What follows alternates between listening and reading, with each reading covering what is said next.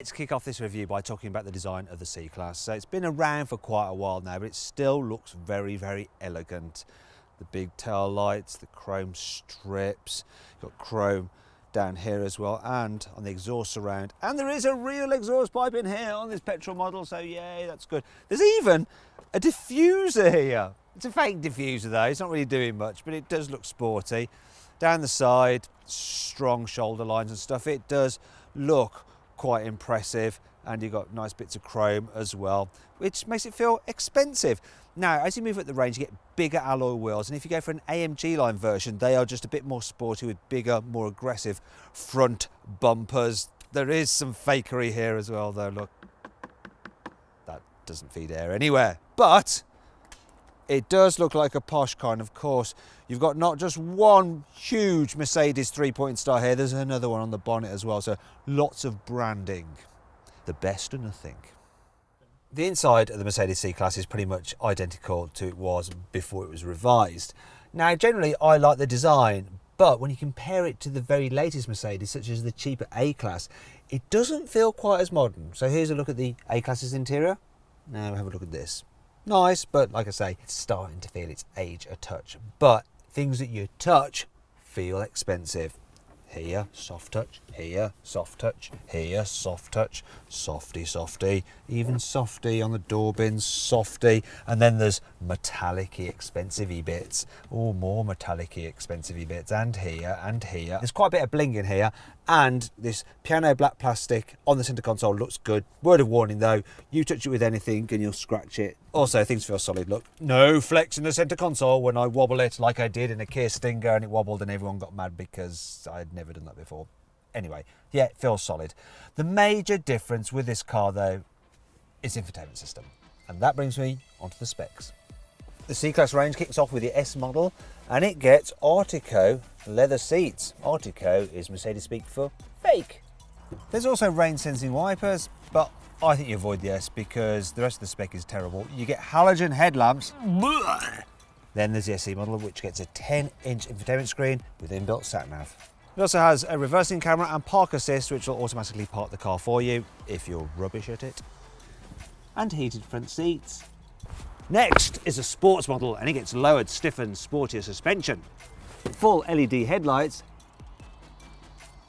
That's my impression of a headlight. And a Napa leather sports steering wheel. The AMG line gets upgraded brakes, tinted windows. Yeah, that was my reflection. Can't see in there.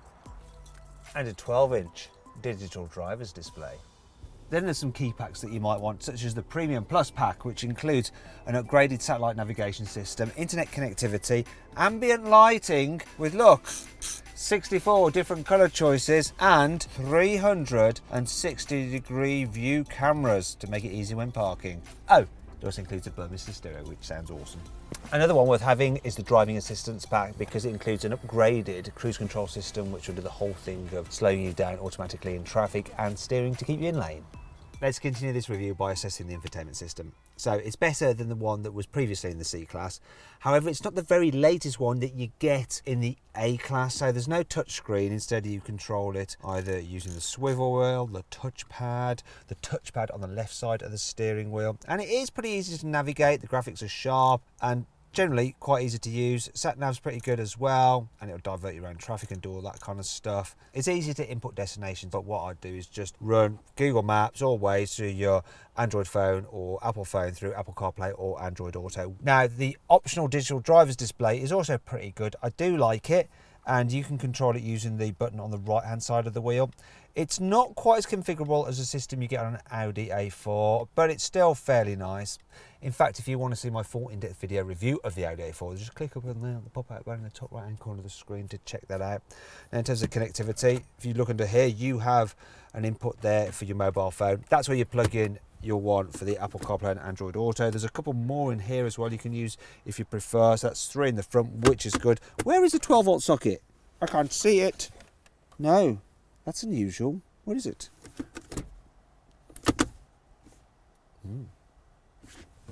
Maybe it's in the glove box. Can't even see. It's a weird opening.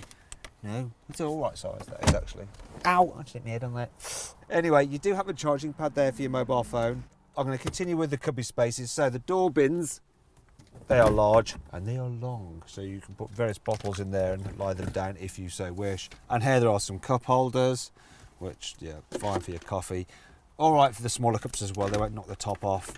They do rattle about a bit though, because it's a bit loose, but look, you can do this. If you want to use that area for something else, you can remove the cup holders. You also get a place for your sunglasses. Look, so it's actually left there Ray-Ban aviators in there. This car is actually from Mercedes-Benz Chelsea, so it must be the dealers. Wonder if he'll notice if I keep them. Anyway, the seating position is pretty good. You can adjust the seat base. There is plenty of movement in the seat, actually. It goes so far back, really far back, and you can get it high enough if you're short and low enough. You know, all these manufacturers are nailing the seating position. My only concern with the C-Class is that the steering wheel is slightly offset to the left, so you do feel a touch twisted behind the wheel, but it's not as bad as on older Mercedes. So I think that's the front dealt with. Let's go into the back and check it out there for rear passengers. So the rear doors, they open nice and wide, but this wheel arch does intrude quite a bit, so it's just a little bit more awkward to get into than some other posh German cars. But once you're in, it does feel posh indeed. I love things like this. You've got actual flaps like on an airplane. The materials feel quality all the way back here. It is good. Knee room, that's good as well. What's not so good though, look at that headroom. My gosh, it is a little bit tight. People over 6 foot will struggle, and that's the price you pay for that sloping roof line. It's made worse by having the glass roof. Now if you need to carry 3 at once, it's all right, the middle seat. The only problem is that while you do have more headroom in the middle, the people on the outside get pushed outwards, so their heads end up hitting this roofline the way it arcs in. Also, the footwells aren't the biggest in the world, so you do end up having to play a little bit of kind of foot wars. It's not terrible, it's just not as good for carrying 3 people in the back as a BMW 3 Series. And if you click on the pop-out banner up there or follow the link below the video, you can watch my in-depth video review of that car. Can't complain about the door bins though back here, look massive, nor the fact that, well, hey, the rear windows, they go all the way down so you can lean out. If you've got kids in the back and they need to charge their mobile devices, you're going to have to use this 12-volt socket with an adapter. Though handily, they do have an ashtray if they like to smoke. Weird. Anyway, more storage here. So you've got a little tray here. In fact, that's so soft. It's almost like having a cat to stroke. It's calming. Yeah, you've got some pop-out cup holders there as well, if you need them. And if you want to carry longer items and still have people in the back seats, some through loading there, great for skis or long stuff like, I don't know, decking, I guess. In terms of carrying a child seat, no problem. I like the Isofix anchor covers. They just push back like that, so it's dead easy to mount them and you won't be losing the clips because they're permanently attached like that. And it's actually easy enough to fit a child seat in here. There is enough room. Though if you carry 2 at once, there's not much space between them, so you can't really carry a person in between. Now, while I've been speaking to you, there's this thing that's been putting me off. It's like a weird robot face in the air vents. I wish it would just look away. Go and look away over there. Now it can freak you out. Let's move on to the boot, shall we? The capacity is about average for this size of car, though it's 10% less than the Audi A4s or the BMW 3 Series. Also, the opening isn't quite so wide, it's a bit curved, so it's a little harder to load. The load lip itself isn't too high though, it's not difficult hoiking things out of the boot.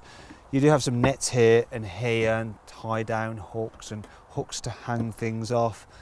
Also, there's some extra space under here, and I like how you hook that up on there as well, so you can mess around underneath here. And look, you get the classic Mercedes useful shopping little basket thing here. Yes, yeah, I don't know why I'm so impressed with that. Always am though. And as you can see, there's a decent amount of storage under that bit there. If you've got the fold down seats, you just pull those levers to release them, and then have to lean in to push it all down. And it's actually quite a flat low bay, so you can push things to the front. Though it does narrow slightly towards the front, the boot does, so it does impair what you can carry in there. So what exactly can you carry? Well, with those back seats down, you can carry a bike with both wheels attached, or 2 large boxes and 1 small one, 6 small boxes, a large suitcase and a soft bag. Fold the seats back up and you can carry 2 large and 2 small suitcases and a set of golf clubs. So not too bad in all. However, let's talk about 5 annoying things about this C-Class. Apple CarPlay and Android Auto aren't standard. They cost £300. This pop-up door lock knob is a little bit old-fashioned looking, and it means you can't rest your arm up there if you wanted to. Out and comfy. You think it'd be a jolly good idea to put the shortcut buttons for the infotainment system with the main controller, but no, Mercedes thought not. It decided to put them up there separately. With the hybrid version, the batteries eat into boot space, and as a result you have 150 litres less load capacity. There is only one colour of paint that comes as standard, and that's white. Everything else you have to pay for. Thankfully, this car has plenty of cool features to help make up for all this. Here's 5. The upgraded front bass sound system uses the chassis cross member to amplify the subwoofer because its solid structure gives clear bass. The satellite navigation system knows when you're entering a tunnel, and it puts the ventilation system on to recirculate so it doesn't blow in any nasty fumes. Cars with full LED headlights can adjust the beam from their 84 individual LEDs 100 times a second so they don't dazzle oncoming drivers.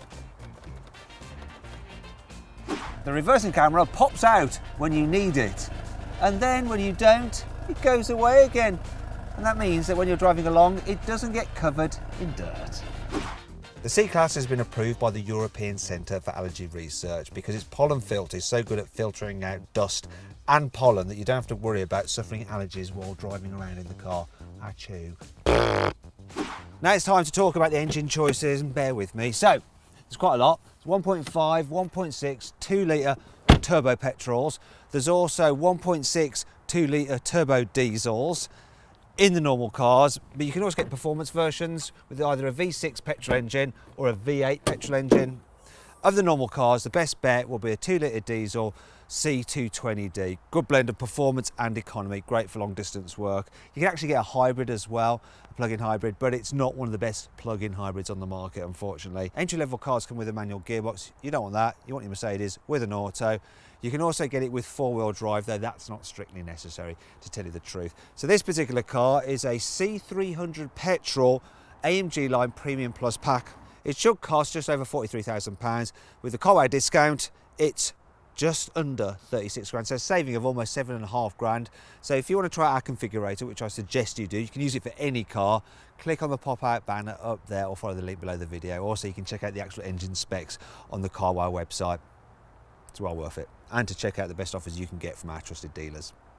Right then, it's time to see what this car's like to drive. So I'm going to start off with in-town driving, and being a Mercedes, this car is set up with comfort in mind. However, it does do this thing when you're over kind of slight bumps or broken surfaces where it shimmies a little bit more than you imagine. It's not as soft or as cruisy as something like the slightly larger E-Class. In fact, if you click on the pop-out banner up there in the top right-hand corner of the screen, you can watch my in-depth video review of the E-Class. That's important because the prices do overlap, so make sure you get the right car for you.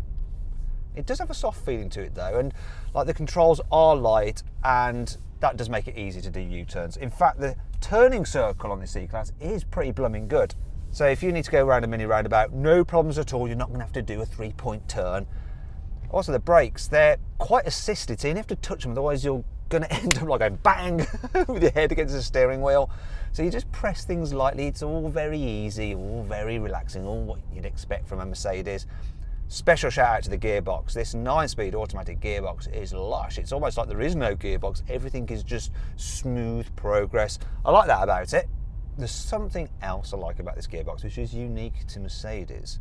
So the actual gear selector is on the column, which is brilliant when you're manoeuvring. So there, I want to go into reverse because I'm going to park. The view out the back isn't the best because you've got those huge pillars. Now this car does have a auto park function on it, but I never use them because by the time you've set them up and got them running, someone's nicked your space, especially in London.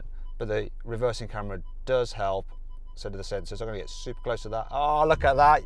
Probably fit a Rizzler paper between bumpers there. Nailed it. The way you can just flip like that between drive and reverse, so super easy.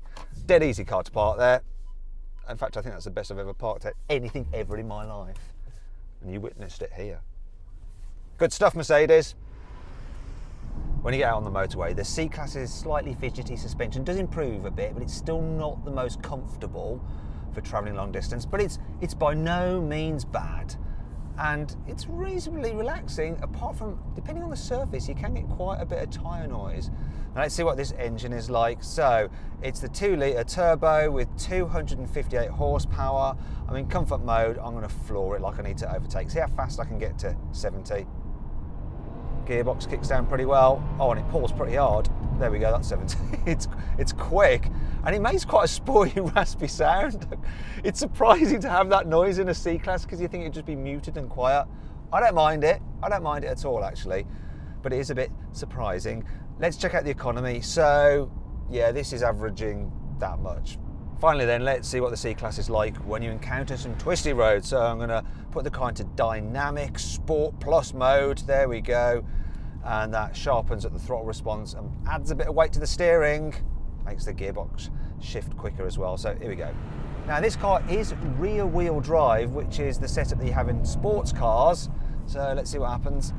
It actually does all right, it grips well, but nah, it's starting to like push wide and the steering feels slightly disconnected. It's a bit rubbery, shall we say. It can go around corners all right, but you do get a little bit too much body lean. It's not the sportiest of sports saloons. Oh, yeah, come on. Oh, yeah, it's a bit like hurrying your granddad down the road. Let's not do that. Let's back off. It's better to just waft about with this thing, I think. It's all right, but I'd never describe it as fun in any way, shape or form.